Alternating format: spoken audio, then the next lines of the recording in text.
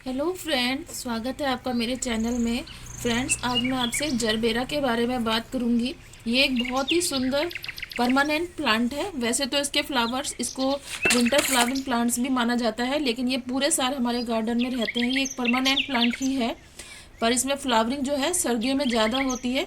गर्मियों में भी इसमें फ्लावरिंग होती रहती है, लेकिन बीच में जो मई जून के जो ज़्यादा गर्मी वाले महीने होते हैं उसमें थोड़ी सी फ्लावरिंग कम हो जाती है, वरना ये एक पूरे साल फूल देने वाला प्लांट है फ्रेंड्स। और ये बहुत ही आसानी से अपने आप को मल्टीप्लाई कर लेता है। ये देखिए, इस तरीके से इसके रूट बॉल को बाहर निकाल के आप जब देखेंगे, क्राउन एरिया के नीचे इसके पब्स नज़र आएंगे। तो या तो हाथों की सहायता से या किसी शार्प कटर की मदद से आप इसके ये जो पब्स हैं, देखिए अपने हाथ की सहायता से इन्हें अलग कर दीजिए। देखिए ये कितना अच्छा एक बेबी प्लांट हेल्दी निकल के आ गया है इसमें से बाहर।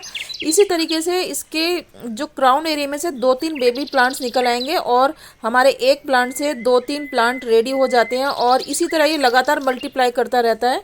और जो ये बेबी प्लांट निकले हैं, ये भी जब मेच्योर हो जाएंगे, इनसे भी हम डिवीज़न मेथड से और प्लांट बना सकते हैं।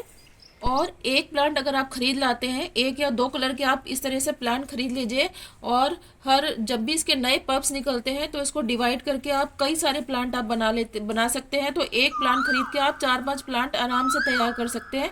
और ये इसकी एक और खासियत है फ्रेंड्स, इसका फ्लावर एक बार खिल जाता है तो लगभग 10-15 दिन तक ऐसे ही फ्रेश बना रहता है। ये फ्लावर लगभग 10 दिन पहले खिला था और अभी भी देखिए बिल्कुल सही सलामत है। जब इसका ये फ्लावर सूख जाए तो इसकी जो ये स्टॉक है, ये जो डंडी है, इसको बिल्कुल इसके नीचे से इसको कट कर दें, और उसके बाद फिर नीचे से जो नए फ्लावर तैयार हो रहे हैं वो निकल के एकदम से ऊपर आ जाते हैं।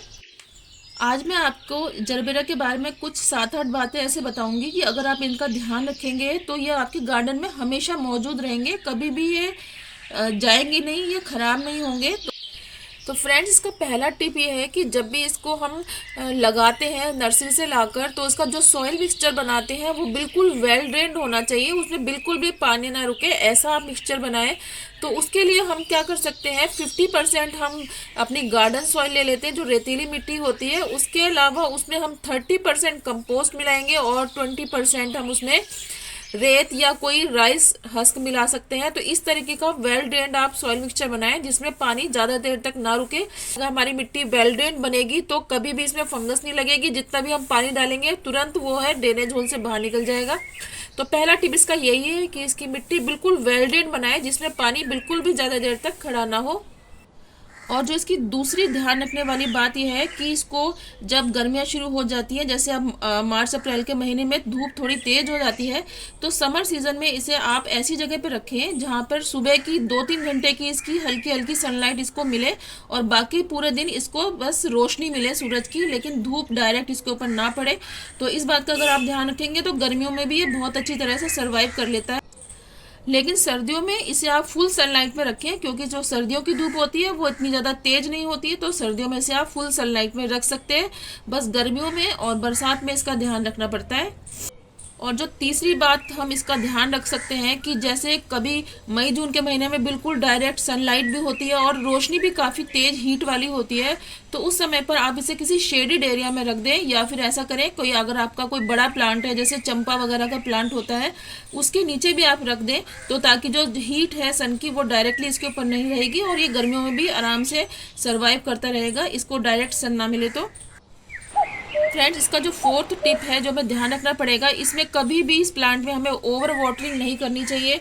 ओवर वाटरिंग करने से इसकी जड़ों में तुरंत ही फंगस लग जाती है। आप जब भी वाटरिंग करें तो पहले चेक कर लें कि उसकी, जैसे ये इस समय मेरी मिट्टी है प्लांट की, इसकी ऊपर की टॉप सॉइल बिल्कुल सूखी हुई हो, तभी आप इसमें वाटरिंग करें। और वाटरिंग करने का भी एक तरीका है फ्रेंड्स, कभी भी इसके पत्तों के ऊपर से ऐसे पानी ना डालें, इसके पहले पत्ते ऐसे ऊपर से उठा लें और सिर्फ यहाँ पर इसकी मिट्टी में इसको पानी दें। कभी भी इसकी पत्तियों के ऊपर पानी का जब देते हैं पानी तो स्प्रे करके पानी ना दें।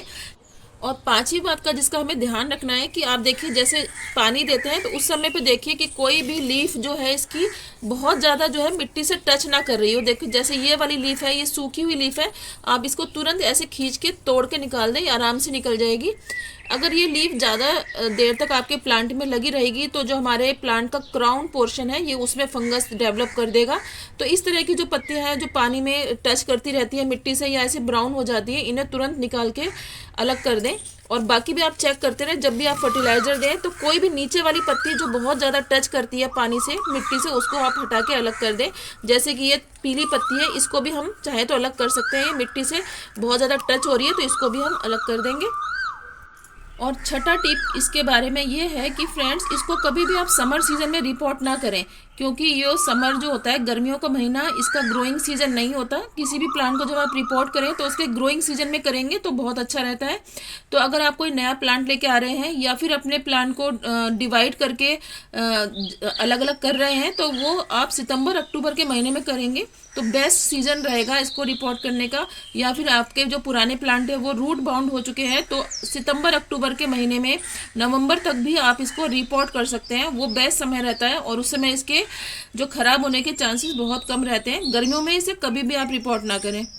फ्रेंड्स, वैसे तो इस पर कोई ज़्यादा इंसेक्ट का अटैक नहीं होता, लेकिन कभी कभी इसमें जो है स्पाइडर माइट्स का और एफिड्स का हमें अटैक नज़र आता है। सफ़ेद सफ़ेद रंग के जो हल्के हल्के से कीड़े होते हैं, इसकी पत्तियों के ऊपर की तरफ हमें नज़र आते हैं।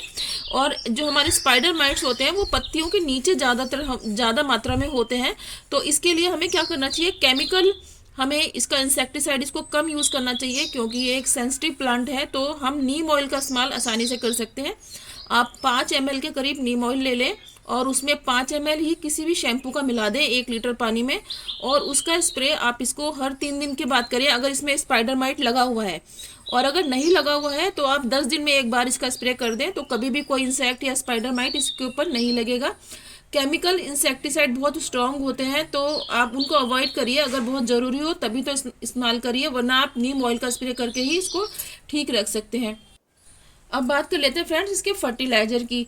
इसको फर्टिलाइज़र की बहुत ज़्यादा ज़रूरत नहीं होती है, और कोशिश करें कि इसको आप जो है ऑर्गेनिक फर्टिलाइज़र दें तो ये बहुत अच्छा रहता है। तो इसके लिए हमें वर्मी कंपोस्ट भी अच्छा ऑप्शन है, या फिर काउडंग कंपोस्ट या लीफ कंपोस्ट, इन तीनों में से कोई भी कंपोस्ट का आप इस्तेमाल कर सकते हैं। और जब भी आप कंपोस्ट दें तो हमेशा पहले इसकी पत्तियां ऐसे ऊपर उठा लें और उसके किनारे किनारे पे इस तरह से किनारे किनारे पर ऐसे कंपोस्ट डालें।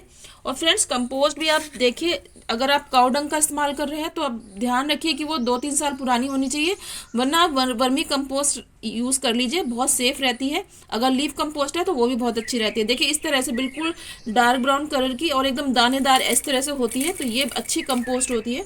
तो आप इस तरह से किनारे किनारे पर 2 मुट्ठी के करीब, जितना आपके प्लांट का साइज़ है उस हिसाब से आप कंपोस्ट डाल दें और इसके ऊपर वाटरिंग कर दें। तो ये कंपोस्ट इसके लिए 1 महीने में एक बार आप डाल सकते हैं। इसके अलावा जब इसका फ्लावरिंग सीज़न है या फिर फ्लावरिंग इसमें हो रही है, उस समय आप इसमें सरसों की खली का जो लिक्विड फर्टिलाइज़र है वो भी इस्तेमाल कर सकते हैं। लेकिन उसको डालने से पहले ध्यान रखें कि इसकी मिट्टी बिल्कुल ऊपर से सूखी हुई हो। कोई भी जब फर्टिलाइज़र डालें तो मिट्टी एकदम बिल्कुल सूखी हो, तभी आप इसमें फर्टिलाइज़र डालें। इसके अलावा थोड़ा बहुत आप इसमें बनाना पील का भी फर्टिलाइज़र डाल सकते हैं। लेकिन फ्रेंड्स, जो इसमें सबसे इम्पॉर्टेंट बात है हमें ध्यान रखनी है कि इसमें हर 15 दिन बाद या तो अगर पानी दे रहे हैं तो उसमें आप 1 ग्राम के करीब कोई भी फंगीसाइड का पाउडर आप ज़रूर मिला लें, या फिर कोई आप लिक्विड फर्टिलाइज़र दे रहे हैं तो उसमें भी जो है 1/4 चम्मच या आधा चम्मच के करीब फंगीसाइड का पाउडर आप ज़रूर मिलाएं, क्योंकि इस जो जरबेरा प्लांट में सबसे ज़्यादा प्रॉब्लम आती है वो फंगस की ही आती है।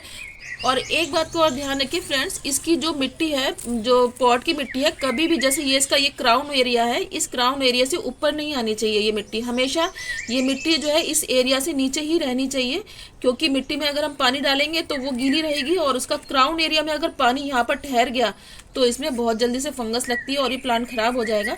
तो ये जैसे ये वाला क्राउन एरिया, और इस प्लांट में देखिए, आप ये ध्यान से देखिए, ये जो इसका क्राउन एरिया है जहाँ से ये ब्रांचेस निकल रही हैं, ये हमेशा मिट्टी से इतना ऊपर रखिए ताकि ये मिट्टी से ज़्यादा टच ना हो, तो इसमें फंगस लगने का खतरा कम रहता है और ये हमेशा हरा भरा बना रहता है। फ्रेंड्स, तो ये ज़रूरी बातें थी जरबेरा के बारे में। अगर आपको मेरी वीडियो पसंद आई हो तो मेरे चैनल को सब्सक्राइब कर दीजिए, वीडियो को लाइक कर दीजिए। जय भोलेनाथ की। फिर मिलूंगी आपसे मैं एक नए वीडियो के साथ।